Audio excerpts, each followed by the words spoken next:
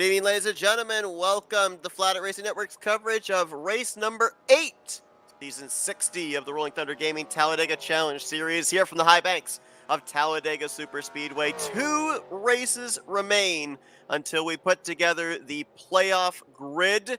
Right now, it looks like we've got about 13 drivers that would be in the playoffs, but with 2 races and do the quick math in my head. 132 laps still to run here in this regular season. A lot can change between now and then. I'm Seth Cole, being joined by Michael Norman. And Michael, we talked about the beginning of the season, kind of everybody clean slate. They all were going out trying to get those victories in the early going. They then got a couple races under their feet, figured out where they were situated, figured out what they needed to do. But now the message is clear for anybody in whatever scenario. Drivers that know they're safe, they're just out going for more bonus points. But what about those drivers here with only 2 races left that could be already in a must-win situation scenario? How does that affect the race that we're going to see tonight?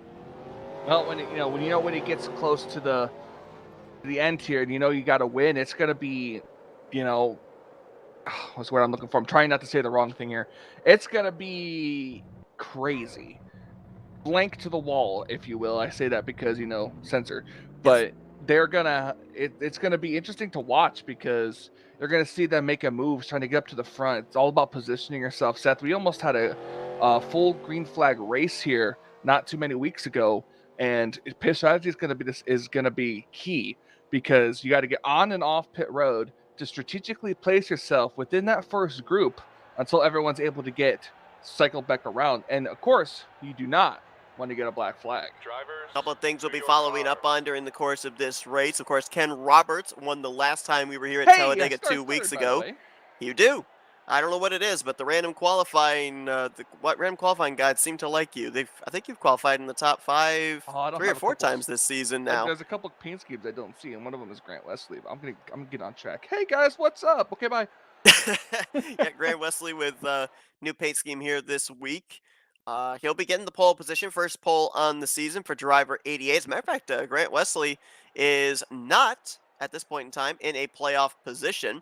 He is 15th in overall points and has not yet gone to victory lane, so we'll see if he's able to keep himself up front all night long with that good starting track position on the front row. He'll be joined by the 32 of Craig Hagley, and we'll take you through the starting lineup here in just a moment, but a couple of drivers that we're going to highlight here. Ken Roberts, who won here 2 weeks ago. Of course, if he can advance into the top 20 in points, he is locked into the playoffs with that victory, but he is 28th. Last week, definitely was not a good week for him. And he, as a result, is a total of 27 points behind 20th in overall standings. He still mathematically has a shot to point his way in to the top 20 with tonight's race and next week's race, but he's going to need a lot of help. Going to need a lot of drivers around him, just ahead of him in the point standings, to have some struggles here tonight and next week to be able to lock up a playoff position. The only other driver that is a former winner this season that's outside the top 12 in overall points is Chuck McClure. He's 18th in points. Now he is trying to maintain his gap to the cut line, which right now is only 2 points between himself and 20th in the standings. So we'll keep an eye on the 17. He'll be looking for a good run tonight, have that little bit of breathing space heading into the regular season finale. Let's give you the starting lineup here tonight. We gave you the front row. Row number 2 is going to find Richard Martin and Doug Hewlick. Looks like the 32 of Craig Hagley dropped to the back, taking a voluntary EOL, by the way, for those who were wondering what was happening there, rolling off pit road. Ron Hagelin and Billy Elliser, they'll be in row 3. Row 4, Jeff Crivello and Rodney Sullins. And then Ken Roberts, we just talked about him. He's going to complete the top 10 with Randy Waugh in the 21. Luigi? Yes, there's the first reference of the night. Row 6, Mike Mangialardi. He's alongside of Jason Scheck. John Godfrey shares row 7 with Terry Bombard. Row 8 finds Brian Schilling and Chuck McClure. Joe DeSpirito, Bernie Mobbs are back in row 9. The top 20 will be completed by Bob Seminara and Josh Metallic. 21st place is where we'll find Cy Jones. 22nd place, Tim Knopfsker. 23rd, Hank Middleton. JT Mayhew in 24th. 25th place will be Glenn Harris. 26th, Bobby Farrell. Go back to row 14. This is where we find Mark Paglia and Jessica Shelton. Kelly Causey and Bob Dixon, they'll complete the top 30. And then bringing up the final 2 spots in our 32 truck starting lineup tonight, Greg Palmer and Jeremy Jeffries starting shotgun on the field here this evening. Grant Wesley and Richard Martin, by virtue of the 32 dropping back, going to be the front row to bring us to the green. 66 laps of racing in the next to last regular season race is underway. Make me up before you go. Also, I got a question for you, Seth. Yes. On a scale of 1 to 10, how funny is it that when I was typing out the word Jaguars, after the R and before the S, I randomly put a T? I still think the Chicago Bears was the best one you did tonight. Shut up. Side by side for the lead. Grant Wesley jumped up to the top there, and Billy Elliser keeps his number 26 on the bottom.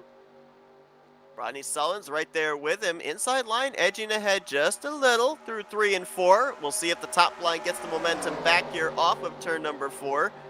Billy Elliser, I don't believe, has led a green flag lap yet this season. He's led a couple of laps under caution, and I think he's going to edge ahead. He is. Lap 1, led by the 26. Nice job for him. Now the question is he going to stay there or is he going to drop back? Going to stay up there, at least for the moment, that KFC Chevrolet.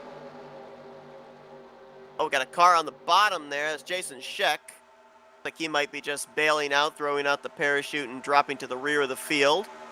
Going to break up the inside line a little bit there. Gap between Randy Waugh back to Terry Bombard. That gives the advantage to the top line with Wesley, Martin, and Hagelin. Third line forming. Guess who? Brian Schilling up there on that outside line. Got Hank Middleton up there with him.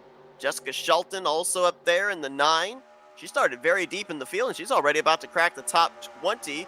Jeremy Jeffries, who started shotgun the field, is right behind her, and he's about to crack the top 20 as well. Not taking long for a couple of drivers that started very deep in the field to make the run towards the front. My gosh, what a save by Jeff Crivello in the 56. That thing was all sorts of out of shape. He was in the middle line through 1 and 2, almost got into Terry Bombard, and did a great job keeping that thing off of other drivers and not spinning around. That could have very easily been our first caution of the night. I was about to say how long it was going to take for this outside lane, before this outside lane stops the momentum of the middle lane here, but now everyone went from the outside to the middle lane, and now the outside's dying out. Yeah, Brian Schilling saw that loss of momentum by Crivello. He ducked down to the middle line behind Richard Martin. Now that third lane trying to get reformed back up. Actually, we had 33 drivers that took the green flag here tonight. My mistake. Doug Maluski actually started shotgun on the field. Well, here's the thing. I didn't mention his name because he's actually, for the last 3 or 4 weeks, he's been out there for practice, but he ends up leaving during qualifying, and he actually doesn't make the starts. So I thought that was the same thing again. Moment. Apparently so. Yeah, he's in the field tonight. He is running. The 25 is running right now. He last time by was in the 23rd position, so he's picked up 10 spots since the start of this race. And how about this inside line? Oh, no! Jeff Crivello up into Ken Roberts, and we've got a big melee. Kelly causing the inside wall. Shelton, Jeffries, Seminara further up in the tri-oval. Oh, and Ken Roberts, second straight week of bad luck. It might be too early to say, but that could be playoff hopes done for driver 55 unless he's able to maybe pull a rabbit out of a hat and win next week to get enough points and advance up into the top 20 in the standings. But we saw Crivello have that great save over in 1 and 2 a few laps prior. Looks like this time it got out from underneath him, and he was not able to gather it back up as we jump back for a replay. Oh yeah, it was bumper grab, which he overcorrected. I saw the 9 Jessica Shelton involved. Doesn't look like she has much damage there, but it looks like the leader was Billy Elliser. Hank Middleton, I believe, in the 2 ended up upside down. Had to call for the tow back to pit road. You see him on the top side there. What do you think these drivers think about when they're just sitting there upside down? Honestly, probably not much, because it doesn't actually take very long for the truck to tow after it's been upside down. Maybe they think about, maybe I still have a chance, maybe they'll fix this thing. I don't know. They say, help me, Oprah! Help me, Tom Cruise! Help me, Jesus! Help me, Jewish God! Help me, Allah! as Michael does his little monologue over there. Here's the two of Hank Middleton, and boy, there was a lot of almost like some warp that went into some of these wrecks. It was almost like the 56 grabbed the two, flung him into the one. Ken Roberts, top of your screen, a lot of damage for him. And I was just talking about some of these drivers that started deep in the field, did not get the benefit of good qualifying results, and were making hay up through the field, up into the top 20, like Jeremy Jeffries and Jessica Shelton, and they're caught up in this one. Yeah, but the good news for Shelton is that it doesn't look like she's got a lot of damage on that machine, as well as some of the other ones. But like Yeah, Bob the ones Dixon, I that think he'll be okay. He got some damage there. Craig these Hagley, these trucks are durable. Kelly Causey, I don't know about that 00. He hit the inside Armco barrier, it looked like with the front end. Don't know how badly that's going to damage him. It looked like also little door bang with Bernie Mobbs and Bob Seminara as they were trying to make their way through that wreck. Sent Seminara back up the racetrack. That was the solo spin that we saw out of him. Let's see if we can find the 00 of Kelly Causey.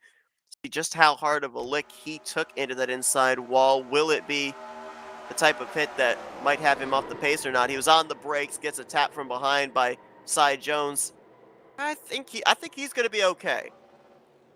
Pretty good contact with the left front, but it looked like he was on the brakes. Didn't look like it was that violent a hit.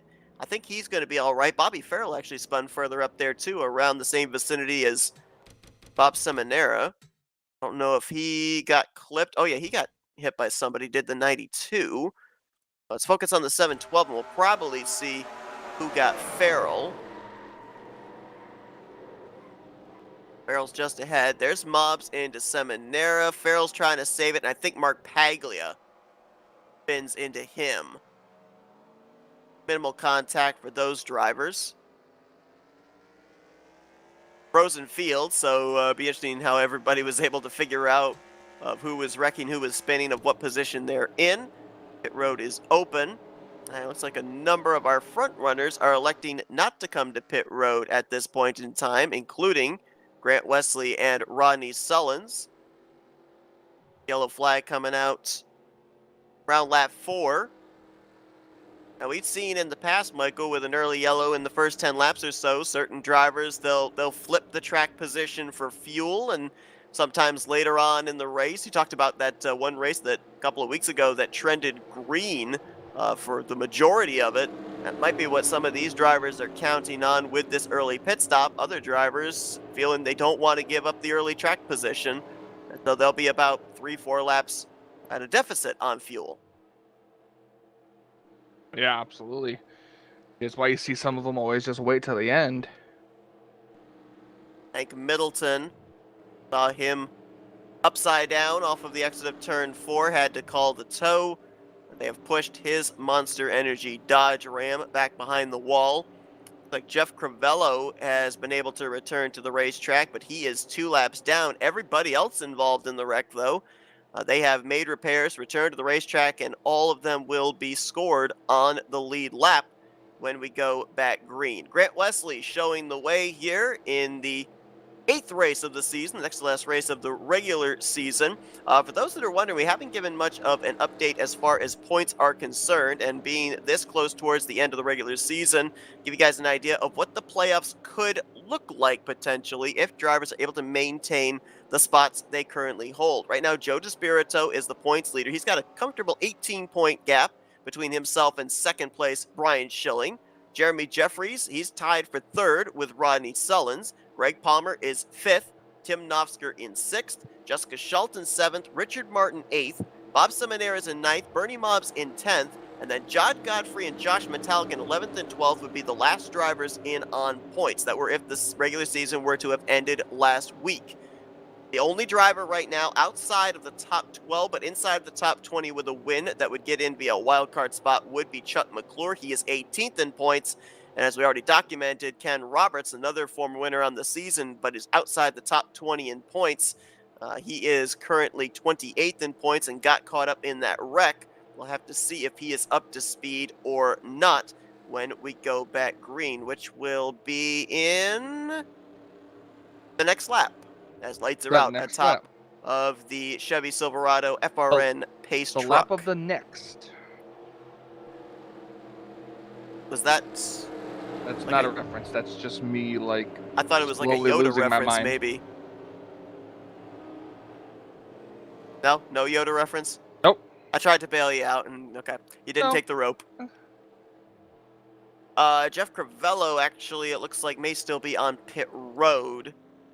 Yeah, he is, because I just noticed he fell another lap down. So it looks like they're either trying to repair that race truck, or he's just waiting for the inevitable when they may tell him it's over. They're not going to be able to repair that truck, and they'll have to push him back behind the wall. He's 3 laps down right now. Certainly, if he does return to the racetrack, that thing will be majorly off the pace, so his chances of winning this race are obviously over. Grant Wesley is going to be the one to lead us back to green with Rodney Sullins to his outside. Richard Martin and Billy Elliser will make up the second row. Randy Waugh and Josh Metallic, they'll be in row number 3. Then it's going to be Joe DeSpirito, John Godfrey, Mark Paglia, and Glenn Harris, the top 10. If you're looking for some drivers that are trying to point their way into the top 12 to advance into a playoff spot either here tonight or next week, Kelly Causey, JT Mayhew, our race leader Grant Wesley, Craig Hagley, Mark Paglia, Terry Bombard, Billy Elliser, a lot of drivers still have a chance to mathematically make their way into the top 12 in points, either by pointing their way in or by winning their way in. And there's still a lot of racing still to happen here tonight. Folks, want to remind you as well, next week we will not be here. We will also not be here for the first playoff race. We will give you a recap of what went down in the following 2 weeks when we are back on your computer or television screens, whatever the case may be, on the 2nd. No, correction, the Possibly. 9th. The 9th of November. So be sure to tune in for that, for the recap of who made it into the playoffs and who advanced potentially into the second round of the playoffs. If one of our playoff drivers maybe go to victory lane on November the 2nd. Grant Wesley gets us back underway, jumps up immediately to that middle line through turns 1 and 2. 31 drivers on the lead lap, but as we get a little bit longer into a run here, we'll get an idea of drivers that got damage from that wreck, if they are going to remain up to speed or not. A couple of the drivers I would be worried about is Randy Waugh gets the apron there going into 3, almost pushes up into Billy Elliser. Ken Roberts, Kelly Causey, and Jeremy Jeffries are the 3 drivers I would have some major concerns about on how up to speed they're going to be. Did they get damaged where if they're in the draft they're still okay, or are they going to be off the pace in terms of RPMs? Looks like for 2 of them, the answer might be already rearing its ugly head to the negative side. Ken Roberts, he's lost the lead draft, and Jeremy Jeffries looks like he might be losing that lead draft as well. Trying to keep an eye on it and everything here. Jeremy The Jeffries, field, 3 wide. I just saw back there the angle we had. Jeremy Jeffries has got roof damage, so that really is going to hurt him aerodynamically. Yes, it will. Emar, that inside line's been pretty strong here in the early going, surprisingly. Usually here at Talladega, it's that middle line that everybody goes to, but we saw Billy Elliser be able to hold off Grant Wesley, lead a couple of laps on the inside line, and Richard Martin's going to do the same by about maybe a wheel. Going to get Grant Wesley for that lap led with 43. Wide. And look who's on that top side, leading Jessica that top Shelton. line. Yep. Greg Palmer up there as well. Tim Knopfsker, man, that 21 is moving around a lot on that bottom line. Making me a little bit nervous. Brian Schilling's up on that 3rd lane. Chuck McClure. JT Mayo up there as well in the 338. I want to go a shout out to JT Mayhew. We've had this whole running thing back when Anthony was in the booth. We were talking about the Nabisco coalition between Jeremy Jeffries and JT Mayhew last season, and then Jeremy Jeffries was sponsored by Busch this season, and it was our friend Nick Gunther who coined Nabushko. Well, JT Mayhew has embraced it. I ended up looking today. The car file, when it was downloaded, was 338 Nabushko. So shout out to JT Mayhew for embracing the Nabushko meme here in RTG. He's got that new livery there on that Chips Ahoy Chevrolet Silverado. Yeah, I figured you'd bring that up at some point. It was worth saying. It was worth talking about. Jessica Shelton, after got pushed to the lead by Greg Palmer, jumps down to the inside line. Inside line was not formed up behind her. Now they get to her back bumper. Greg Palmer with a big push from Tim Knopfsker got out of shape there through the tri-oval. Man, usually we see shoves like this in the latter portion of the race, but these guys, they are going to town here in the first 10-15 laps as if we are coming around to the checkers. That might be the kind of the sense of urgency drivers are feeling this late in the regular season. Oh yeah, absolutely. Got to get that win. Got to get in. Got to get inside the top 20 in points. Ken Roberts in the 55 next week is going to be a very crucial one for him. We saw him off the pace a lap ago. He brought it down pit road, made the left-hand turn to the garage. He may be outside the top 30 in points at the conclusion of this one. That's a lot of positions, a lot of points to make up next week to get into the top 20 for his win 2 weeks ago at this very racetrack to count towards a playoff position. We will definitely be keeping an interest on seeing what the final results are next Thursday night to see if he's able to advance his way into the playoffs or not, as Greg Palmer, he knows something or two about being in the playoffs. He knows about winning in the playoffs as well. Palmer ended up making it into the playoffs last season for the first time in his career and then won the first playoff race to advance into the round of 8. Now, Greg has not found victory lane yet this season. However, he's been very consistent. He is 5th in overall points, so he's in a very good spot to make back-to-back playoffs in back-to-back seasons. Oh yeah, absolutely. That's what's going to be interesting to see. Can he double it and this time maybe do better?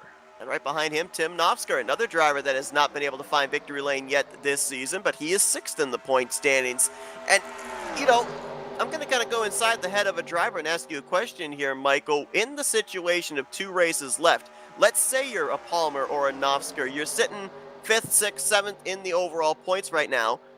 In these 2 races, these final 2 races, where would your main focus be? Would it be to put as much of a gap between you and 12th in points as possible? Or are you looking for that checkered flag, looking for those bonus points? Yes. No, I'm just kidding. I'm kidding. Honestly, it would be just, you go out there for wins. You know, you're out there to be competitive. Yes, you could be conservative, but it's like, where's the fun in that? You know, if you got to go for wins, you got to be up front. And, you know, if you have the opportunity, take it. That's the mentality that these drivers have to have. Man, I'm not sure what just happened to the inside lane, but it just disappeared. Everybody went to that middle line. They got like 6, 7, 8, 9 trucks, I think now. They've gotten themselves cleared of that inside line. Jessica Shelton and Richard Martin, Joe DeSpirito, all trying to find a way up there into that middle groove. JT Mayhew, one of the drivers, is trying to point his way into his 2nd straight playoff appearance. He is currently 14th in points, 5 points outside of the cut line. And here, there's a look at the Gibbs Ahoy Busch 338. I think there's a little bit of roof damage there on that 338 car. We saw the back end damage as well, but doesn't appear to be affecting him at all. He's obviously up to speed up here inside the top 5, doing a good job. Right behind him, Glenn Harris in the 8. He's 25th in the point standings. So, you know, we talk about drivers even as early as this one, even though the finale for the regular season is next week in must-win situations. I think Glenn Harris would fall under that category. Also Bob Dixon, Doug Hewlick, Ty Jones, Ron Hagelin. I think these are some of the drivers that you would definitely need to see win here tonight or next week if they were going to have a shot of advancing into the playoffs via a win and top 20 in the point standings. Jeremy Jeffries is about 2/3 of a lap down right now. He's hoping for a yellow flag to be able to keep himself on the lead lap. Granted, though, if he does go a lap down, he would, for quite a time, be the only driver 1 lap down. so he would be in a lucky dog position. The thing he would have to hope then is that drivers do not have an issue if we've got this upcoming round of green flag pit stops, because we've seen a lot of drivers have issues in the early going of a run and be in lucky dog positions, and then when drivers have issues on pit road and fall a lap down, immediately they fall out of a free pass position. You just saw Jeremy Jeffries up ahead in the one truck, and they're going to go around him entering into turn number 1. Now, Jeremy Jeffries, he comes into this race, I believe, 55 points. I think my math's correct. 55 points ahead of 12th in the standings. So pretty unlikely Jeremy Jeffries is going to fall out of the top 12 in overall points and not advance into the playoffs this season. He is winless, though, so he doesn't have an automatic locked-in position. He will certainly be looking to kind of counter the tough performance that he is having here tonight in this one. As you saw, Brian Schilling, Tim Knopfsker, Chuck McClure, they all jumped up to the top side there on the 22 of Greg Palmer. And let's remember something else here too, Michael. We've worked one caution and we had about half the field stay out, half the field come to pit road. So that means that for a number of these drivers, they're going to have to come to pit lane the next lap or two. Other drivers, they'll be able to stay out until probably around laps 24 to 26 before they're going to have to come to pit lane for their first round of green flag pit stops. So it'll definitely split the field up a bit. Oh yeah, absolutely. So that's what's gonna see who's got to come down, who's gonna stay out, and what the different strategies are gonna be. If I'm looking at this correctly, I believe. But do you know that you're looking at it correctly? Well, I don't. I believe Glenn Harris in the 8 is the first one that we've got to keep an eye on. He and John Godfrey, Rodney Sullins, Grant Wesley, those will be some of the ones that we're going to see onto pit road sooner than other drivers. Brian Schilling, Tim Knopfsker, Chuck McClure, JT Mayhew, they can go another 2 or 3 laps further than the drivers that I just listed off.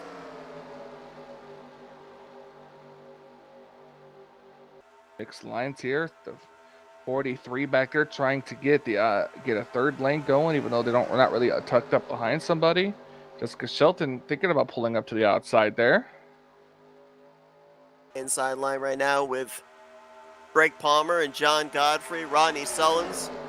Not sure if they're trying to work their way up to the front, if they're just trying to make sure they're on the inside line for an easier access onto pit road. Look, Maluski there in that 25, first start in the season, I'm pretty sure, and he's doing a great job. 6th position after he started shotgun on the field. Grant Wesley, our pole sitter, right behind him. Josh Metallic there in the 39 behind the 88.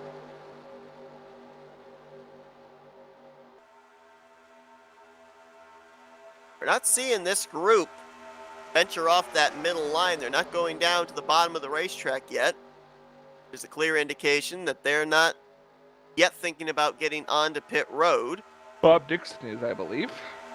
If we see the 88 get clear on the 22, I almost wonder if Grant Wesley would jump down in front of Greg Palmer.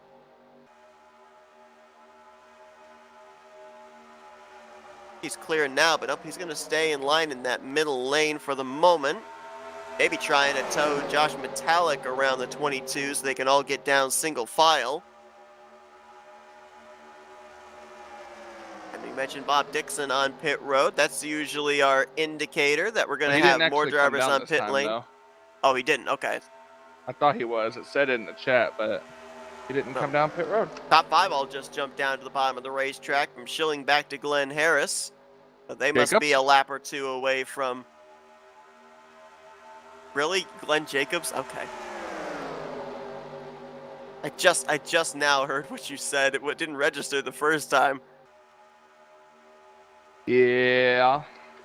That tows Greg Palmer up to the back of the 8. What about his toe? His toe is drafting. I don't know. You kind of caught me unawares on that one. I love having those drafting toes. I love having aerodynamic toes. A couple cars left on the outside now. Everyone's got to the inside set. I guess that means they should be coming down. Yeah, it looks like Bob Dixon did pit that last time by a round. See if there's any hands out the window here. Ooh, Glenn Harris. His left side's down in the apron. Got back up about a half groove right in front of Greg Palmer. Nope, nobody coming pit road this time. I think the radios are going to be lighting up a ton when they get to the back straightaway this time around, though.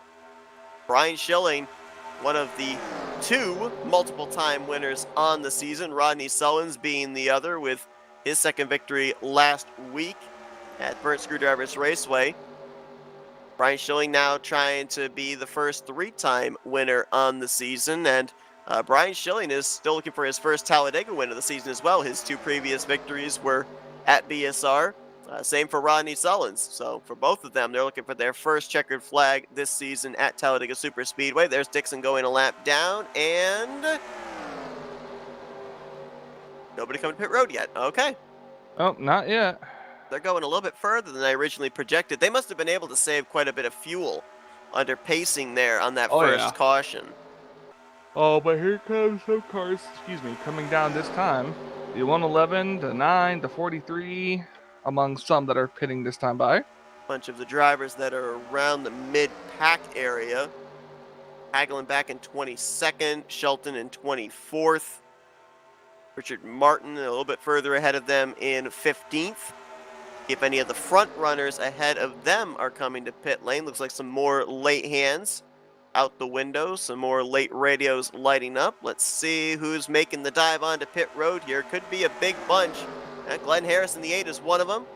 Greg Palmer, Grant Wesley, Rodney Sullins. Let's see if they all make it on safely. So far, so good. And look at that. Very orderly, very neat. Everybody gets onto pit road. A very good formation. That means that more than likely they'll leave in a good formation. That was about 15 trucks right there. Jessica Shelton overshot her pit stall. Gonna cost her some time. See if she's able to stay with the pack there when they all leave pit road. And does not look like the other drivers here are coming to pit road yet. Like I said, they could go another 2 or 3 laps further if they needed to. Actually, wait a minute. Brian Schilling might be coming to pit road this time. Oh, yes, he is. Oh, the 00 spinning to the inside, clobbers the wall. No caution. He didn't hit anybody either. Cy Jones has to take evasive action going around him. Down off the racing surface for Kelly Causey. Second time that Jif Peanut Butter Wonder Bread Chevrolet has met the inside Armco barrier off of turn 4 and towards the entrance of pit road. Everybody there in that group, with the exception of Causey, appeared to make it on safely. And this will maybe turn the race lead over to, well, maybe to Glenn Harris. Well, I think he's going to get eaten up here. Oh, he's gone back to pit road. Okay, Jeremy Jeffries with the roof damage here, but it looks like it's going to be Tim Knopfsker.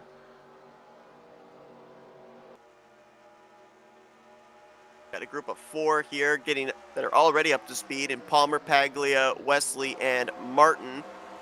There's the group coming off of pit road. Let's cycle up to the front of this. Here's Knopfsker, who you described, the first one off pit road of that group. Chuck McClure in the 17. They got to get themselves organized up quickly, because there you see Palmer, he's already moved up to 3rd. He's only got 2 more trucks to beat here, the 088 and the 17, before he would propel out to the race lead.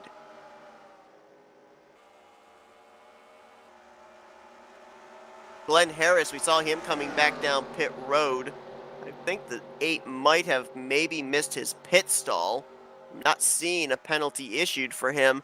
The 92 of Bobby Farrell, however, did receive a black flag for speeding, and he'll be coming in and serving that more than likely in the next couple of laps. That's what we talked about. Yep, can't make those mistakes, and especially, too, if this thing does trend green from here to the end, those mistakes, even though they're before halfway, they're going to come back to haunt you, because you're not going to have a caution to be able to get yourself back into the hunt for the victory. That's why, you know, we talk about the money stop late in the race, but really, when you consider that we could end up having a race with the long green flag runs, every stop is the money stop. You never know if one little mistake could be a make or break it moment later on. Absolutely. We're going to wait until they cross the line, and then we'll give you what the current lineup looks like. Greg Palmer, the race leader. Mark Paglia up to second. And now Mark's in line for his best finish on the season. It's been a struggling year for the driver of the Fender Ford F-Series. Grant Wesley, the pole sitter, right there in third. Richard Martin fourth. Tim Knopfsker fifth. Sixth place right now, Chuck McClure. Seventh would be Rodney Sullins. Ryan Schilling, JT Mayhew, and Bob Seminara right now are the top 10. Josh Metallic is in 11th, and I believe he is just barely latched on to the tail end of this lead pack. You got to go back about another second to get to the second group. 12th place, Joe DeSpirito. 13th, John Godfrey, rather. Craig Hagley, 14th. Doug Maluski, 15th. Terry Bombard in 16th. Then another 2.5 seconds back, you've got a third group led by 17th place Ron Hagelin. Bernie Mobbs in 18th. 19th, Doug Hulick. And Jason Scheck in 20th. 11 seconds behind the leaders is where we find 21st place Bob Dixon, 22nd Jessica Schulten, 23rd Billy Elliser. 16 seconds back are Kelly Causey and Mike Mangialardi in 24th and 25th. 30 seconds back, Glenn Harris and Randy Waugh, they're 26th and 27th, and you saw Cy Jones just get put a lap down. He was before then the last truck on the lead lap. He is now the first truck 1 lap down.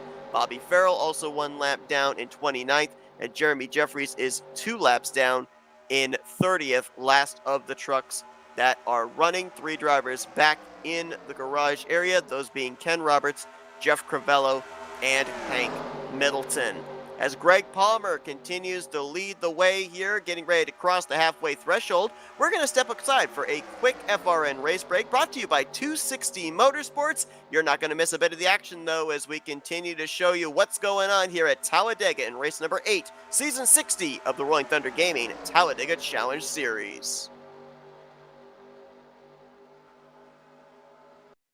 Coverage of tonight's broadcast.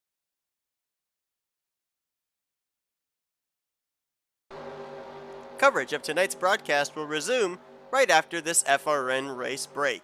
If you enjoy what you're watching tonight, be sure to give this video a like. Also, it would help us out a lot if you'd hit that subscribe button, and be sure to hit the bell to be notified when we go live here on the Flatout Racing Network. Coverage of tonight's broadcast will resume in just a few minutes. Hope you continue to enjoy tonight's presentation.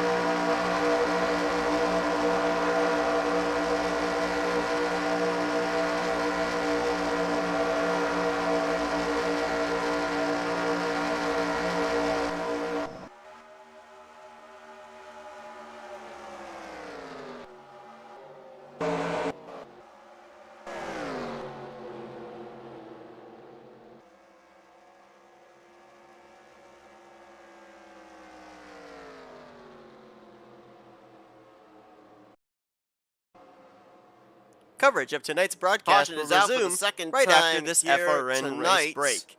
If you enjoy what you're watching tonight, be sure to give this video a like. Also, it helps us out a lot if you hit that subscribe button. And be sure to hit the bell to be notified when we go live here on the Flatout. Andy Waugh in the 21 potentially could have been the reason for this most recent yellow flag, though we did have a number of drivers that, based off of some mistakes on pit road, had fallen way behind the race leaders. Let's go back and see if we can find out what happened. And actually, it looks like it might have been the 712 of Bob Seminara because it looks like he has DNF'd from the race. Was it maybe a mechanical problem for Seminara, who was running in 10th?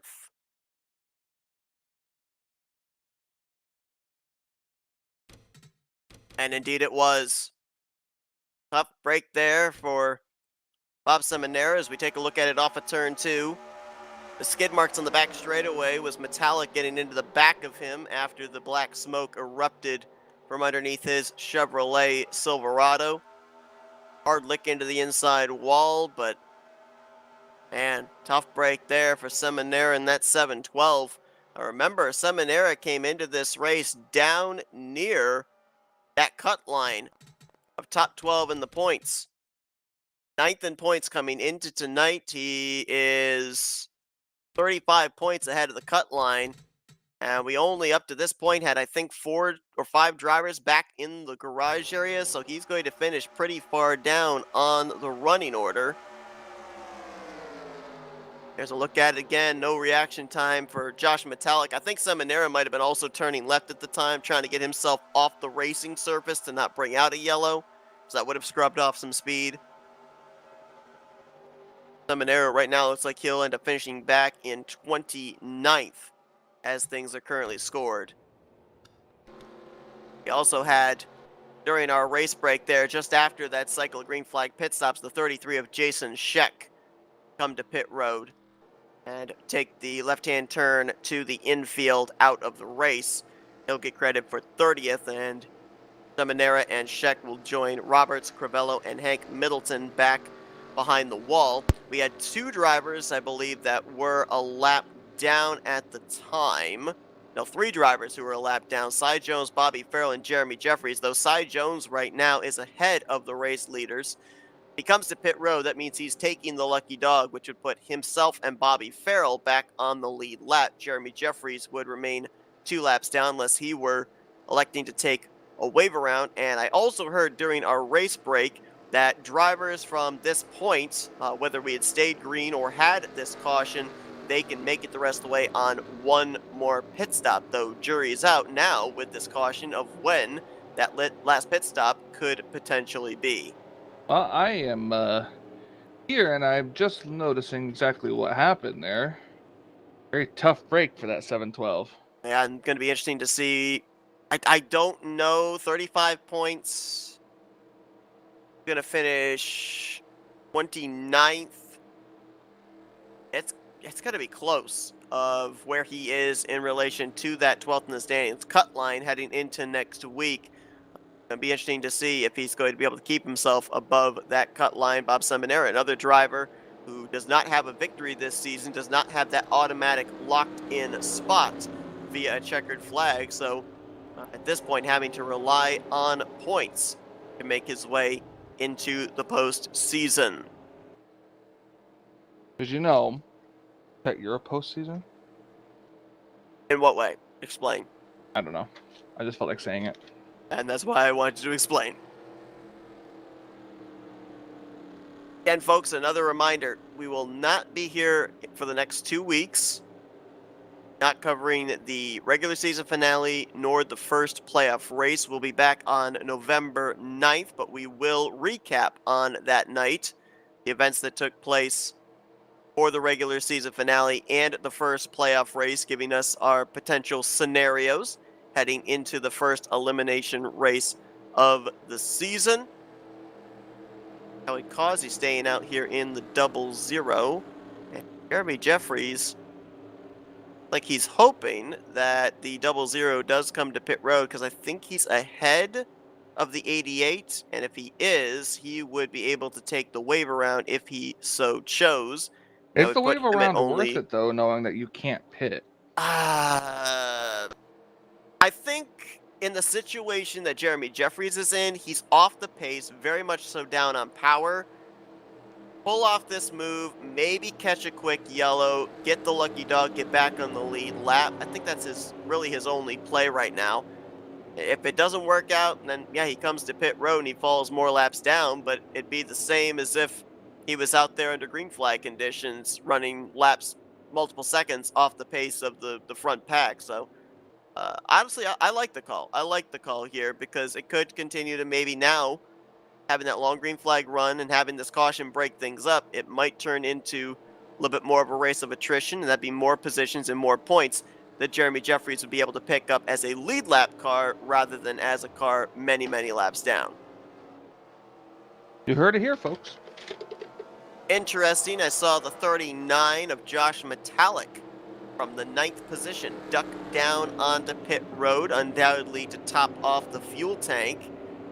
There's no way that he can make it the rest of the way from this point on. The furthest he could get to would be around maybe 8 or 9 laps to go before he'd have to make that final pit stop. However, bear in mind, that extra couple laps of fuel could be the difference between taking on maybe a half a can or a full can, or a full can into a can and a half. So, well, those little extra precious seconds on pit road under green could be the difference maker in the track position he gave up here under caution. And I think a couple of other drivers also came down. Kelly Causey, Doug Maluski also came down pit road. So see how that plays out for those drivers as Grant Wesley is going to re-inherit the lead. 88 will have the 088 alongside of him in Tim Knopfsker. Richard Martin, Chuck McClure, and Ronnie Sullins will be the top 5. JT Mayhew, Brian Schilling, Craig Hagley, John Godfrey, and Mark Paglia, your top 10. Nearing 40 laps through tonight's race. Let's take a look at your lap leaders tonight. So far, most laps led, Greg Palmer with 14. Grant Wesley just led his 8th. 8 laps led also for Brian Schilling. And everybody else that has been out in front for only 1 lap. Those drivers, Tim Knopfsker, Richard Martin, Jessica Shelton, Terry Bombard, Billy Elliser, Ron Hagelin, and Kelly Causey. 28 trucks running, 27 on the lead lap, 5 trucks back in the garage area, getting ready for our second restart of the night, which will be with 28 laps to go. Getting ready. Here. Ooh, they're anticipating there, 2-3 Yes, rows they back. are. They're definitely, it's all about timing. You want to give that person a bump, but you also don't want to lose touch. Green flag. Grant with a big jump there. Maybe get himself cleared of that middle line, jump up to that middle groove when they get the exit of turn 2 onto the back straightaway, but he might have gotten too good of a jump. He's way ahead of both lanes right now. Gonna have to make a decision here as Martin's gonna jump up in front of Knopfsker. Wesley moves to the middle groove. Does Martin stay with him, or does he take that run to the top side 3 wide? Nope, he'll stay in line behind the Menards Toyota Tundra of Grant Wesley.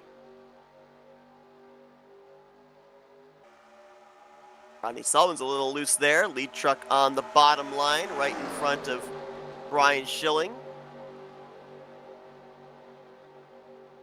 How about Craig Hagley in the 32? We saw him slated to roll off on the outside of the front row tonight, elected to take the voluntary EOL, drifted to the back, got a little piece of the first incident off of turn 4, but now has worked his way up into the top 10. Last time by, scored in 8th position. Good run for him. One of those drivers that's just right hovering outside the top 12, but inside of the top 20, trying to point his way into the playoffs. And that's just what you got to do. Figured that taking the voluntary EOL, keep yourself out of trouble, and then slowly work your way up to the front as the 32 goes to the very outside lane with no help. He's going to drop back like a rock. Yep, gonna fall back. Looks like he's way up there, so he may be voluntarily falling back yet again. Terry Bombard says, no, I'm coming up here with you. Gonna try and draft with Craig Hagley. Hagley now going to move to the middle line, and now Terry's caught out in no man's land as we're focused on the 30 of Rodney Sullins, trying to get the inside line going here. We've seen some bursts of light from that inside line here tonight, being able to counter the middle groove, but right now it looks like the numbers are too great to overcome. Side by side for 5th position with JT Mayhew on his top side. Now Sullivan's going to tuck up there in front of, I believe that was Mark Paglia, John Godfrey behind the 28. Now Brian Schilling and Greg Palmer on that inside line trying to find their way up there to the top. Definitely two polar opposite racetracks, but almost kind of like Bristol Motor Speedway, where everybody tries to find the top rather than get pinned down on the inside line.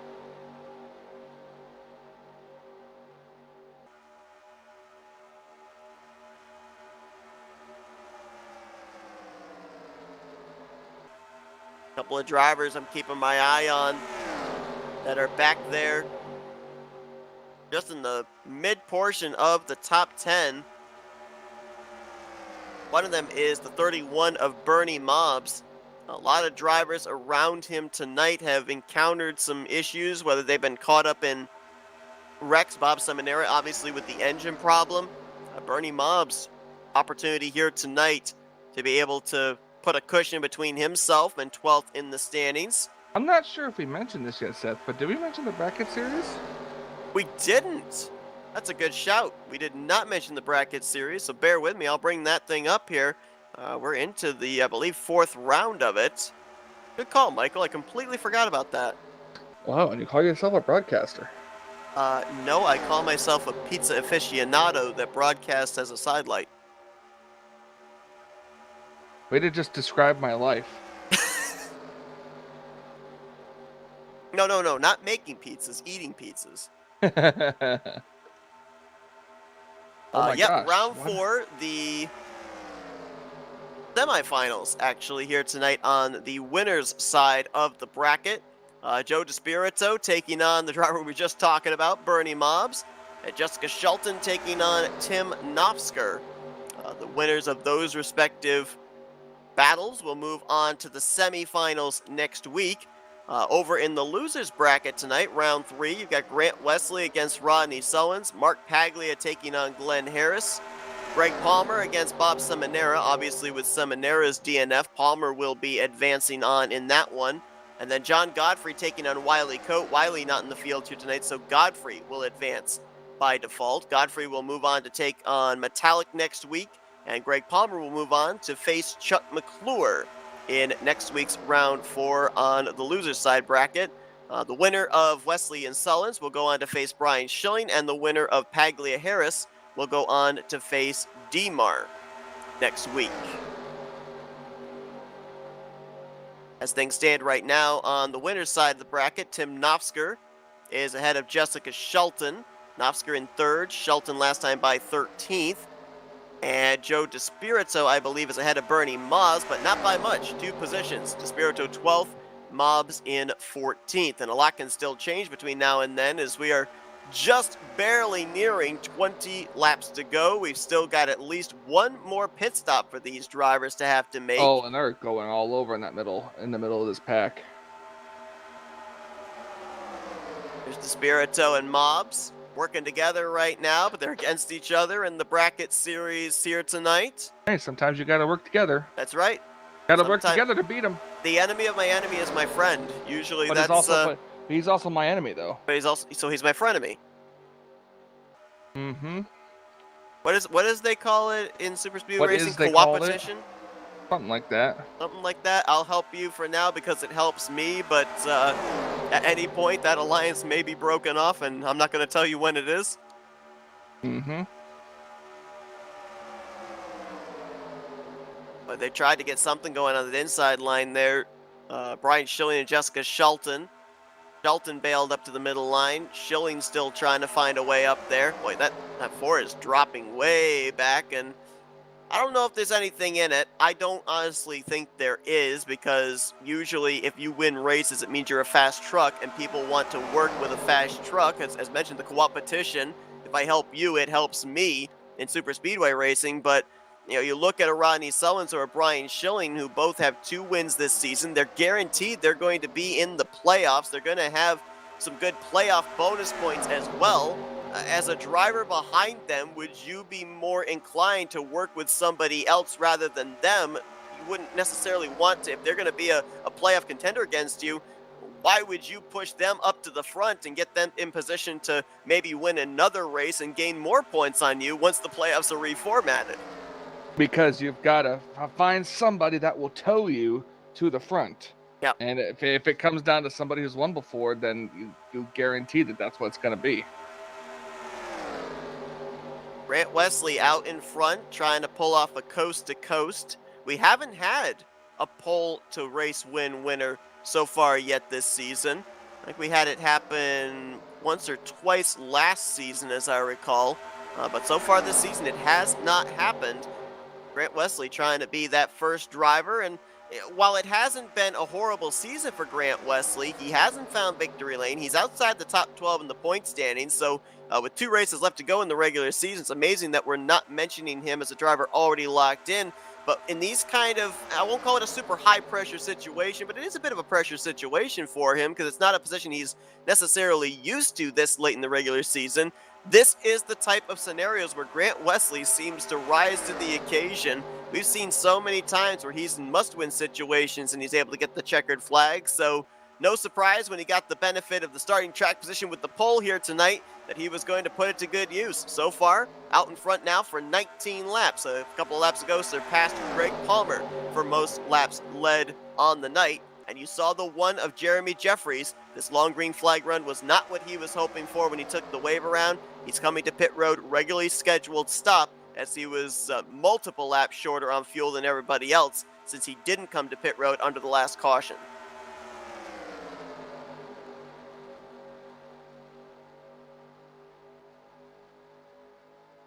Outside line That forming. middle lane. Yep. The middle lane's been the dominant lane, and as it usually is here at Talladega. Outside lane trying to form here, but what's going to be interesting is if anyone's going to keep diving back down to the very, very, very inside lane. Joe DeSpirito heading that outside line. Former winner this season, won right here at Talladega Superspeedway. That was 4 weeks ago in the 4th race of the season. Bernie Mobbs right behind him. He was a big part of that win for Joe DeSpirito, as were Bob Seminara and Hank Middleton. They were all working together in the closing stages of that race. Randy Waugh back there as well in the 21. He's the 3rd truck on that outside line.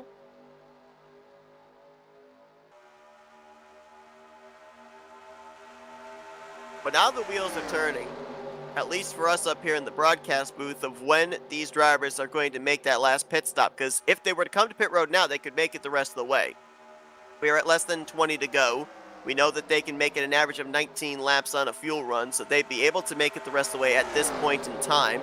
We also know that some drivers ducked onto pit road under the last caution period at the 1 to green to top off the fuel tank, so they could go a little bit further, maybe another 1 or 2 laps than everybody else.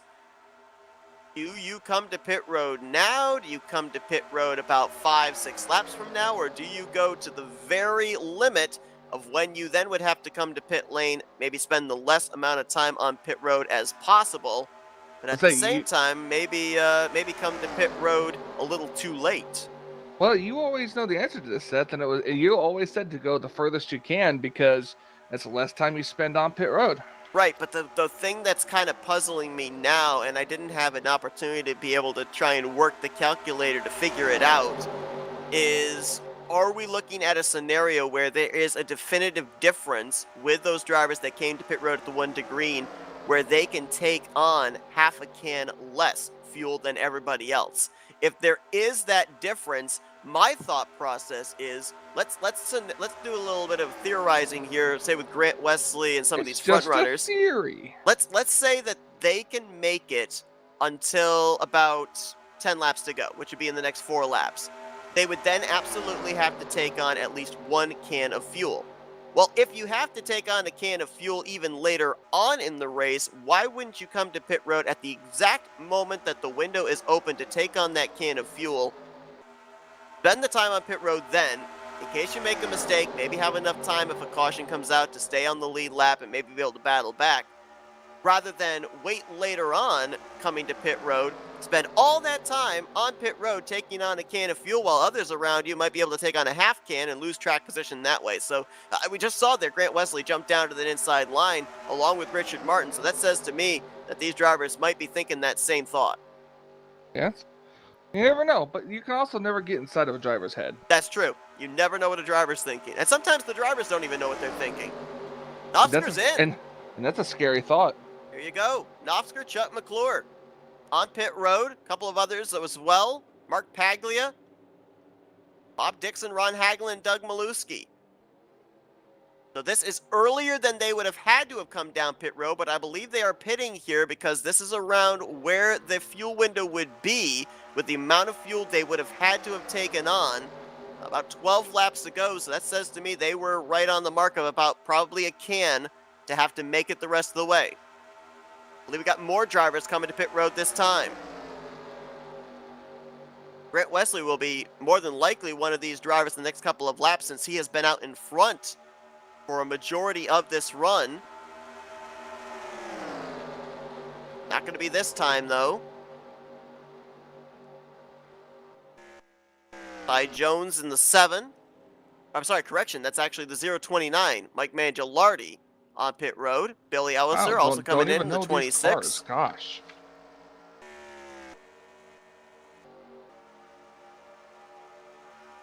Coming around to 10 to go. And the next couple of laps here. Seeing more radios lighten up. More radios right now. This is going to make things interesting. Let's keep an eye out. Make sure they don't get those dreaded black flags. Saw Josh Metallic there taking a peek. Remember, he came to pit road at the 1 to green, so he could go a little bit further on fuel than everybody else. Looked like he was trying to get a second lane going. Grant Wesley is coming in. Oh my lord, they're racing in there. Got about 8 or 9 of your top 10 coming down pit road this time. Oh, no, Greg Palmer locked up the brakes. Yeah, and that was a valiant attempt for Greg there. Nobody hit him, but the tough break for Greg is, you see right there, he's having to back up to be able to turn the truck back around. It's going to be a lot of valuable track time lost. Still trying to get that thing refired. If Grant doesn't get a black flag, that was probably the fastest I've ever seen him get on pit road. Now, Grant is, without a doubt, one of the most aggressive drivers when it comes to pit road entry. But also put Tim Nofsker in that category as well. But he's not the first off pit road. To put it on the razor's edge. JT Mayhew stayed out, led a lap. He's coming to pit road this time. Brian Schilling, Doug Hewlett, Craig Hagley, Terry Bombard, very aggressive into pit lane.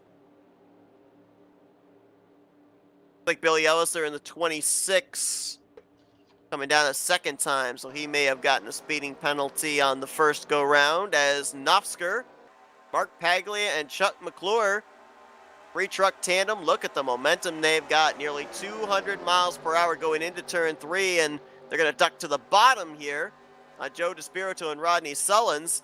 Nofsker knew where it wanted to go. I don't think Mark Paglia knew where they were going to go. I think he thought they were going to go up to the top. Then he saw Nofsker move down to the bottom, and he bailed out of the throttle a little bit there. Now they get themselves lined back up again, and Nofsker could very well be cycling out to the race lead when all is said and done. Heading the line, and it is indeed now 10 laps remaining here tonight at Talladega Superspeedway. Now it's going to be crazy. 10 to go. Everyone's good on fuel.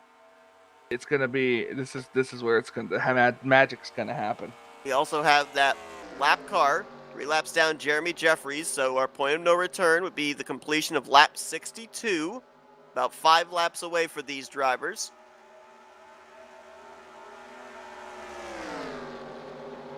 JT Mayo and Brian Schilling, 2-truck tandeming here, trying to keep themselves at least up to speed for when this field comes barreling by, and there they go. Nofsker will go to the point. Paglia moves to second. McClure into third. Espirito and Sullins will move into the top 5, maybe, as things get a little broken up there around that 5th position. Josh Metallic, that may be taking on a little bit less fuel, gained him some track position. He's now up to 6th. Bernie Mobbs to 7th. 8th place, John Godfrey. 9th now will be JT Mayhew with Brian Schilling in 10th. And look at that, the guy that was leading at the start of that cycle of pit stops, Grant Wesley, all the way back to 11th place. Richard Martin, the last driver, in 12th in this lead pack.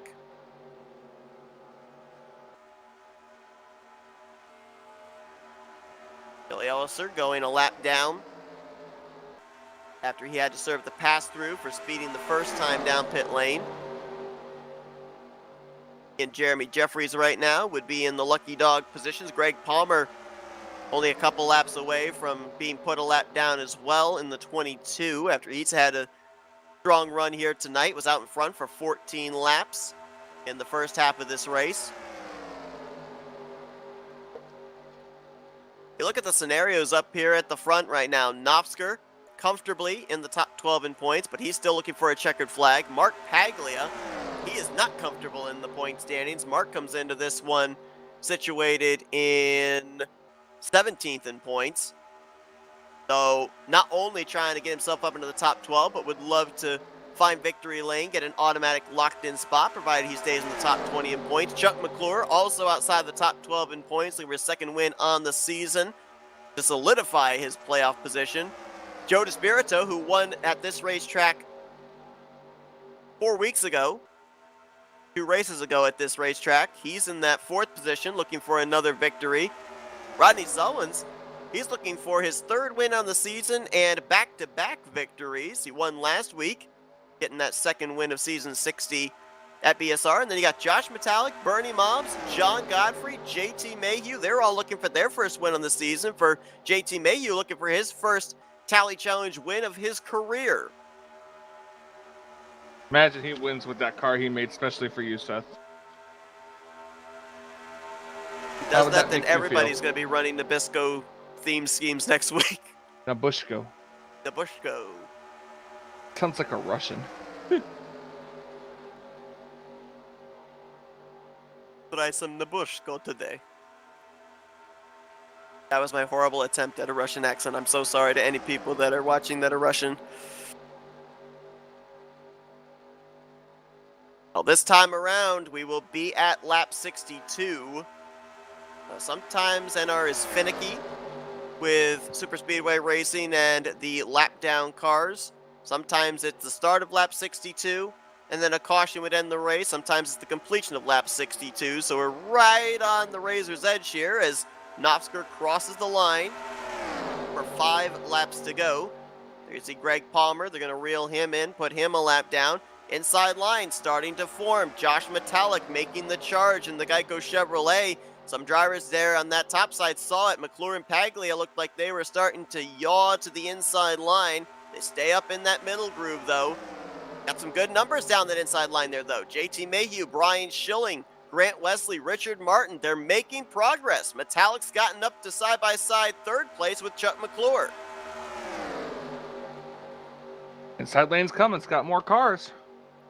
Add in Bernie Mobbs and John Godfrey to that number on the inside line. That time through the tri-oval, though, middle line prevailed a little bit. Now inside line charges back. Inside line gets the momentum through the entrance of the corner to the center. Middle line usually gets the momentum through the center of the corner off and down the straightaways. You see Metallic draw even again with Chuck McClure. Might lose a little bit of ground to that middle line here down the back straightaway. Loses a lot of ground, actually. McClure and DeSpirito are going to get themselves cleared, potentially, of that inside line. Now the inside line comes thundering back once again. I almost think if you're on that inside line, you're going to have to move up to that middle groove. Force that middle line up the racetrack a little bit because they're just not getting the momentum on the straightaway. They're losing more in the straights than they're gaining in the corners, even with the numbers advantage down there on that yellow line.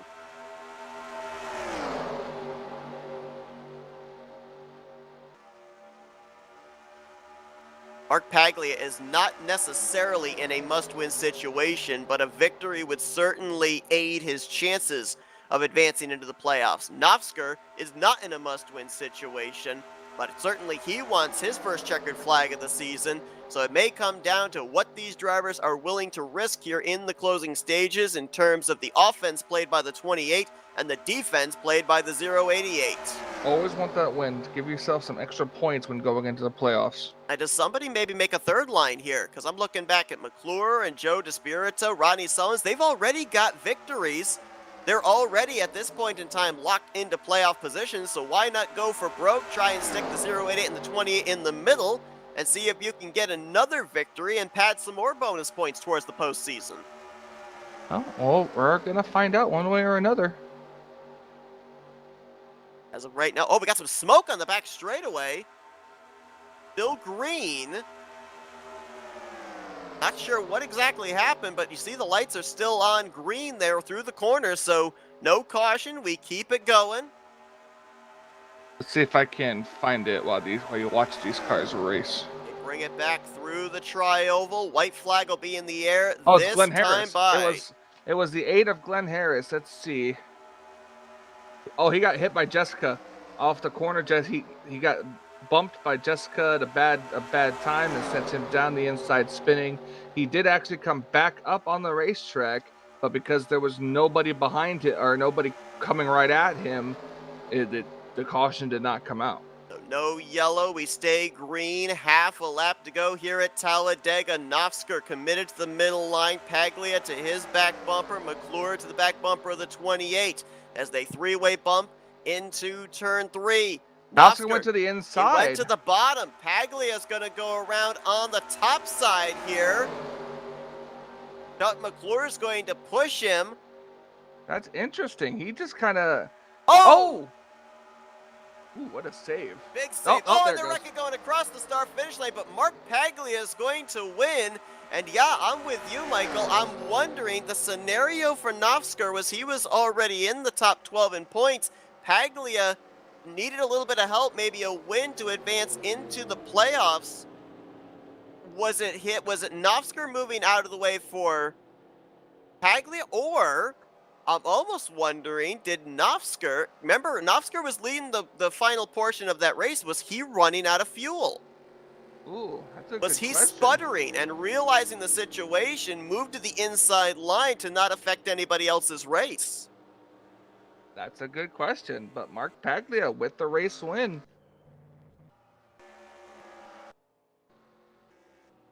We're going to stay with the 28. Watch his burnouts here on the front straightaway. First win of the season for Mark Paglia. We're going to go back afterwards and look. I think, Nofsker, he wants to win as much as anybody does. I think he was running out of fuel. He led the last 10 laps prior to the white flag. He would have obviously used up a lot more fuel being that lead truck. I think if we go back and we look, I think we're going to be seeing that he might have been sputtering there off of turn number 4, had enough momentum to make it back to the stripe, finish in the 6th position, but realizing the situation, did not want to run out of fuel in front of the drivers that were behind him in that middle groove, did the gentlemanly thing to do and made sure that he got to somewhere safe, more than likely notified everybody of the situation, so that way they would not run into him in the closing stages of this one. And, well, we've seen drivers have some interesting post-race celebrations. I think that was the reverse burnout right there for Mark Paglia. Very possible. Do you think if they present him with a Fender guitar in victory lane, he's going to Kyle Busch it? Maybe. Paglia parking it on the front straightaway after his burnouts here at Talladega. Another driver now that could very well have just locked himself a spot up in the playoffs. He was in the top 20 in points. This win would put him into a wild card spot, provided he's not in the top 12 in points by the end of this race. Let's look at the telemetry on the 088 here, going into turn 3. Yeah, the speed was starting to decrease. Yep, just like you said, Seth, he Yep. must have known it. It was fluctuating there. Oh, looks like he picked it back up through the tri-oval. And then right there gets a bump from Richard Martin. Well, I'm not sure. It's looking like in certain areas here through the tri-oval, like he's picking the throttle back up. Which if he were out of fuel, that would not be the case.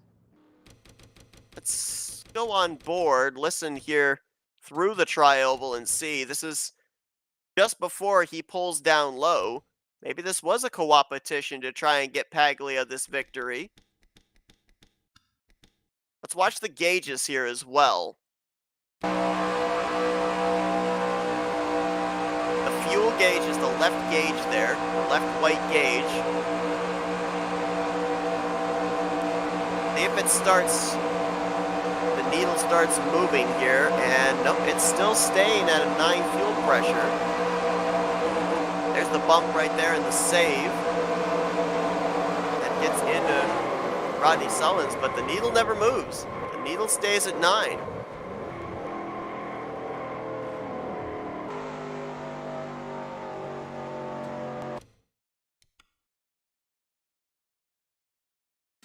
Well, end result is end result. Mark Paglia is the winner of this race. Let's take a look at the full finisher results. We'll be talking with him along with Chuck McClure and Joe DeSpirito, a couple of former winners on the season, as they bring it home on the podium.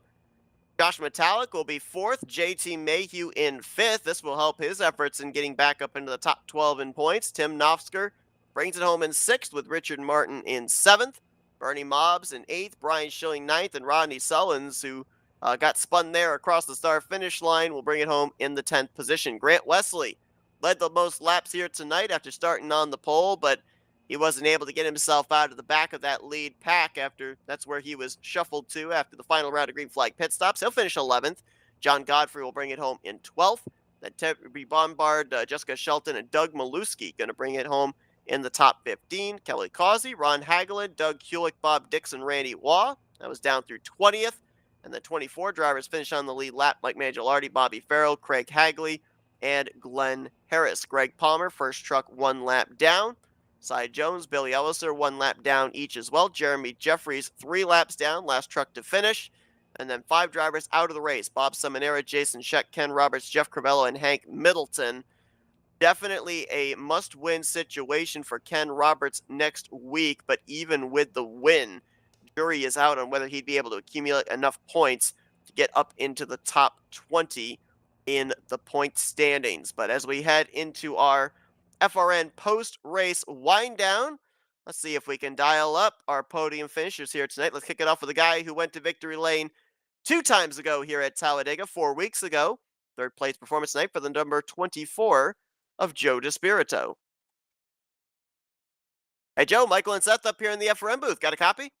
I got you guys. How are you?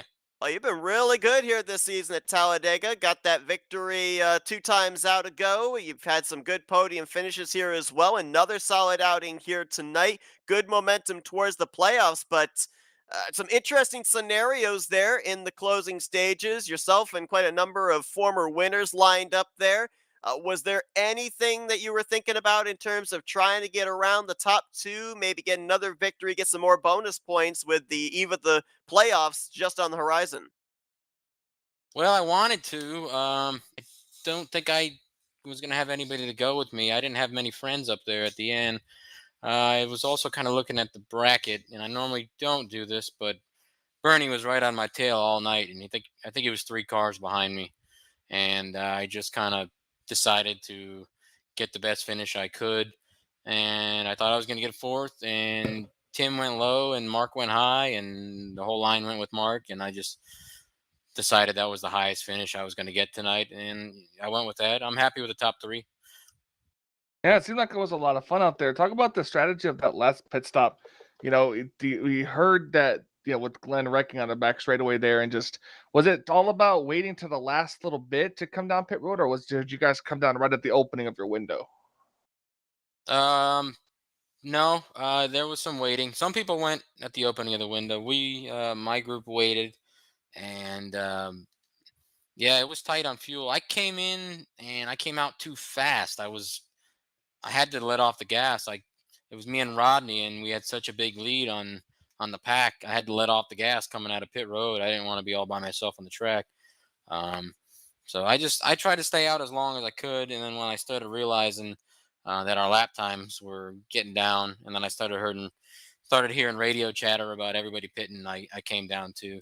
So it was a mixed bag for everybody. Some went early, and our group went later. Joe, you came into this race the current overall point standings leader for the regular season. A couple of drivers that were behind you with some hard luck here tonight. The other 2 finishing in the latter half of the top 10. So, going to increase that points lead heading into next week. You talked about, the focus on the bracket. series here tonight. Obviously, next week, going to be moving on to the semifinals between yourself and I believe it's going to be Tim Nofsker. Where's the focus mainly going to be in next week's finale? Is it going to be in ending out the regular season with a checkered flag? Is it preserving the regular season championship, or is it going to have that bracket battle at the top of the list again? No, it's just gonna be, you know, trying to go for a win. Um, I've got a pretty good size points lead. I It's not guaranteed that I'm a regular season champ, but it's good size, so I have some leeway to be aggressive. But I mean, I don't like to race for the bracket. I just kind of try to get as high as possible. But like I said, it was different tonight with Bernie on my tail all night. So I'm just gonna go for a win and try to get some more bonus points. That's the goal. Well, looking forward to seeing how next week shapes up as already with that victory already here at Talladega, locking you in. You're trying to end out this regular season with the point standings, those additional bonus points towards the playoffs. Looks like 23 points you're going to have over your next competitor heading into next week. Going to be a lot of fun to see how you cap off the season, what's been a pretty strong and consistent season for you. Good luck on that. Congrats on the great run tonight. Before we let you go, the floor is yours for thank you, sponsors, and shoutouts. Thanks, guys. I want to thank RTG, of course, all the admins, Bones and Prime. Thursday nights are the best series on NR 2003. I want to thank FRN. You guys do a great job. I want to thank Jason Sheck and 260 Motorsports, Mobs Motors, my sponsors, Old City Fly Shop, oldcityflyshop.com, shipping anywhere in the United States. Able Reels. I want to thank my dad for watching, as always, my uncle Travis. I want to thank Paul from Stuart Haas watching, LC from work, Dan, and yeah, all my work buddies. Thanks, guys. Joe DeSpirito brings it home third place here tonight at Talladega Super Speedway. He'll look to cap off the regular season championship next week at Burt Screwdrivers Raceway. Congrats on the great run here tonight. Thanks, guys. Let's see if we can now dial up the driver that brought it home second place here this evening, and that would be Chuck McClure. Hey, Chuck, Michael and Seth up here in the FRM booth. Got a copy?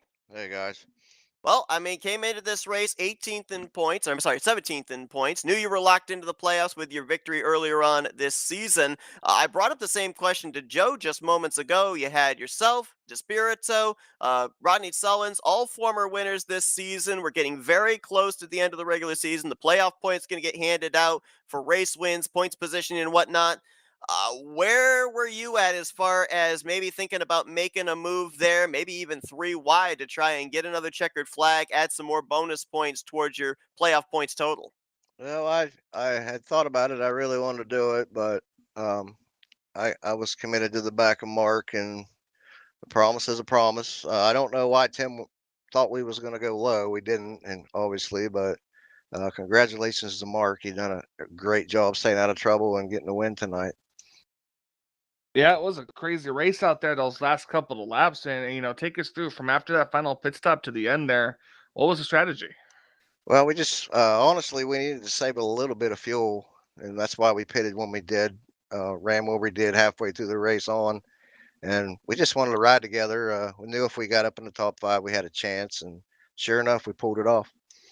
Yeah, we ended up seeing some really good tandem pushing there in the closing stages between yourself, Pagley, and Tim Nofsker. How difficult is that to do? Because up here in the booth, it looks really simple, but we always hear about chain bumping at super speedways, and if you don't have those bumpers lined up just right, usually it's going to cause an issue for, if not just one person, multiple people. How were you guys able to do that? Because it kind of seemed like even though the inside line were able to get some pretty good numbers against you, the way you were able to keep the bumpers locked up tight held that inside line at bay. Well, we were actually running kind of conservative. We knew we had all three lanes to ourselves, running in the middle, and then when they started coming, we just started pushing a little harder. And of course, the further you are back, the more squarely lined up you need to be. And again, we pulled it off. And congratulations to Mark. Well, Chuck obviously, as mentioned, a win early on in the season right here at Talladega Superspeedway, second race of the season. Next week, of course, heading to the regular season finale where the playoffs are put together. So, start out the season strong. Or are you looking for a checker flag to cap off this regular season? It would be nice. I always like to have those wins, but I'm in, I think, unless something really bad happens. We just maybe coast and maybe pad our points to get in, but shouldn't be too difficult, but you never know.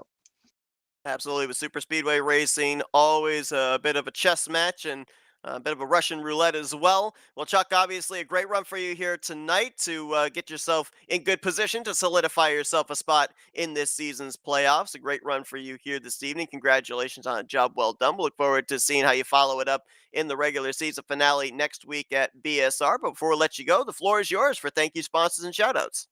First, I want to thank my guys running with me tonight, and Rodney for painting my car up. That truck. That's sweet. Um, Everybody at Marshall County Schools, some of them tune in and watch and get to see their favorite school bus driver drive a race truck. And just thank you guys. You guys always put on a great show, and all the admins at RTG. I'm looking forward to going and watching this here in a little bit. Chuck McClure, second place here tonight at Talladega Super Speedway. He'll look to lock himself a spot up in the playoffs next week in the regular season finale. Until then, Chuck, good run here tonight. Best of luck next week. Appreciate it, guys. And let's go down to victory lane. I'm going to have to go back and do a little bit of research on the last time this driver went to victory lane in a Talladega Challenge race, but it's a bit of a winless streak snap tonight. Let's dial up Mark Paglia. Hey, Mark, Michael, and Seth up here in the FRM booth. You got a copy? I sure do. How are you and Michael doing tonight? Well, we're doing good, but I'll bet you're doing better. We saw that move there on the final lap. We just heard from Chuck. A little surprised that the 088 went to the bottom. You guys were pretty committed to that middle line. Next thing we know, you're out of turn 4, leading them back to the checkered flag. Did it catch you off guard just as much as it did him? Yeah, I almost clipped the right rear end when he made that move down there. Maybe he had eyes on the bottom line, thinking that they were going to come up at the last minute and try to squeeze by him. Just a little miscommunication, I guess. But hey, I'll take it, man. Yeah, absolutely. It was incredible. The racing was crazy and everything. Just take us through the last laps leading up to after the pit stop. Yeah, well, we were all get together. It was a big group. Going through until the last pit stop, and I I knew a couple people were going to pit early, and I thought, I'd rather pit with a few people than with a bunch because, the probability of getting something wrong happening when you pit with a lot of people is pretty high. So I wanted to pit with just a couple of people and hopefully come out and lock up tight, which we did, and we were able to get back out in front. And I give a lot of credit to Chuck and Tim. They've dragged me along, and Joe is back there with us and pushing us. So yeah, it worked out. It's been a long time. I haven't had much luck on the Thursday nights. Hey, talk about a long time. I just looked back, give or take a week. It's been almost a full year to the day. It was October 27th of last year. So we're about a week away from it being a full year since you ended up getting that last victory back in season 57. Obviously, you're out there in the race truck. You've got things happening all around you. You have to kind of stay laser focused. We've got the luxury up here of being able to look at all the different scenarios. You came into tonight 18th in overall points. Mathematically, still had a shot, even if you finished in second or third place here tonight, to advance your way, point your way into the top 12 with a good run next week. But obviously, as we saw here tonight, with the 088 moving down, yielding the middle line to you, you're able to make a relatively simple pass. But if the opportunity presented itself, how aggressive were you going to be to try and get around Novsker? Because Novsker right now looks like he's very easily in on points. You needed a little bit of help, not necessarily a win, but a win certainly doesn't hurt to help get you locked into the playoffs. So, what were we going to see there through 3 and 4 through the tri-oval if the opportunity presented itself for you to be able to get back to that checkered flag first, having to get around Novsker? Yeah, when I was coming out of turn 4, I was gonna really try to dive underneath Tim or make the top line, kind of get a feel of what was going to go on behind me. But I was pretty hungry. I first of all, I just wanted a top 10 when I started the race because I haven't finished top 10 in 2 seasons, I don't think. But when I saw that opportunity, I said, well, I may as well go for it. A top 5 would still be a respectable finish. But that was the plan in my mind. But Tim went low and Chuck stayed behind me, and I just grabbed onto that wheel and it just all the way down to the metal and pulled it off. Well, that victory that you got back in season 57 locked you into the playoffs. The victory you got here tonight looks like it's very easily going to solidify you a spot in the playoffs. It's got you 16th in points, but more importantly, it's got you about 43 points ahead of the 20th in the standings cut line. So, what's the strategy for next week in preparation for the playoff berth? Well, I think it's the BSR Talladega track, if I remember right, and the low line seems to work the best. And every time the second and top line get up close to the front, it seems to fade back. So I think I'm going to stay low, stay clean, and pit early, and just try to get in the top 15, top 10, just to secure my spot for the playoffs. Well, congratulations on the victory here tonight. Second time this season we've seen a rather long winless streak snapped. We saw Roberts do it a few weeks ago. You do it here tonight. So getting some nice winless streak snapping going on here in season 60, and of course going to be in the playoffs here in season 60, provided you're able to stay in the top 20 in points, which looks like mathematically you'll be able to do so. So congratulations on the victory. We'll let you get back to celebrate in just a few moments, but first we're handing the mic over to you for some victory lengths, thank you, sponsors, and shout outs. You and Michael do an outstanding job. You always do, no matter what race you guys announce. You always make it top-notch professional, and I appreciate it. And I want to shout out to you too. And all the admins at RTG, they do an awesome job. Josh has his hands full with the most popular night of the week, at least 40 drivers, I think, every Thursday. So he does a great job, and he's got good support with Tim and the other admins. I don't want to leave anybody out, but I can't think of everybody. But and Bones, David Cannon, who's the owner of the league, without him, this wouldn't be happening. So a shout out to all them, and to all the RTG guys. That's a great bunch. We're all supportive. We get a little bit testy at times, but when the dust settles, we'll stand up and shake hands and move on from it. Well, Mark Paglia here tonight celebrating in victory lane. He's going to be in the season 60 playoffs for the Talladega Challenge as he takes the checkered flag here this evening at Talladega Super Speedway. Congratulations on a job well done. Go enjoy that victory, and best of luck next week in preparation for the postseason. Seth and Michael, thank you so much. Have a great night, man. Mark Paglia becoming the, I believe, 7th different winner. Nope, correction. That would be the 6th different winner on the season of the 8 races that have been completed. And I said it at the top of the night, Michael, that with this being very close to the end of the regular season, I should say, the playoffs on the horizon, one more race left to go here until we put that playoff grid together, we were going to see potentially some very interesting scenarios heading into next week's regular season finale race. Let's listen to what we've got here right now, because we've got Mark Paglia and Chuck McClure, 2 drivers that have now found victory lane that are outside of the top 12 in points, but inside of the top 20. We just mentioned Paglia is 43 points ahead of the cut line. Chuck McClure, he is 26 points ahead of the cut line. I think based off of the field sizes we've been getting, Paglia is locked in. McClure, if he can get a top 15, top 10 run next week, he'll be locked in. But the thing that I'm looking at, really, really close for those potential final spots of pointing your way in via the top 12. Right now, Josh Metallic holds the final spot. But listen to some of these names and how close they are on his doorstep. JT Mayhew, 5 points back in 13th. 13 points back, Kelly Causey in 14th. Grant Wesley, 15 points back in 15th position. About those 4 or 5 drivers, they're going to be duking it out for that final spot. And even some drivers such as Bernie Mobbs, Greg Palmer, John Godfrey, and Bob Seminara, they're not out of the woods. If they have a bad performance next week, they could fall outside of the top 12 in the point standings. So there are a lot of pieces that could be moving up and moving down in the point standings in that final regular season race. Only the drivers that have gotten victories know for absolute certain they're battling in the playoffs. Absolutely, and that's what makes this, like, exciting. You never know what can happen. One bad race can ruin your entire season, and it's just puts a lot of pressure on you, Seth. So having both of us having at one point driven with a lot of pressure on us, we know how it feels. So Yes. we it's hard. So much easier to psych yourself out of it, but it's 10 times harder to be able to actually go out there and perform good.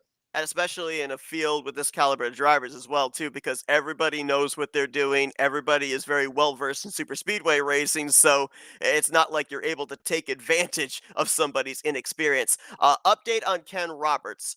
His DNF here tonight puts him still 28th in points, but more importantly, 43 points below the 20th in the standings cut line. Kind of like we said with Mark Paglia being 43 points ahead of the cut line. He's pretty much locked in for Ken Roberts. Even if he were to go to victory lane next week, I don't think it would be enough for the 55 to be able to advance into the playoffs. So tough break there for Ken Roberts, who 2 weeks ago here at Talladega had that Cinderella story, snapped his long win streak going all the way back to season 55. We thought that maybe this was going to be a chance for him to get back into the playoffs. Does not look like that's going to be the case, as he had bad luck in back-to-back weeks.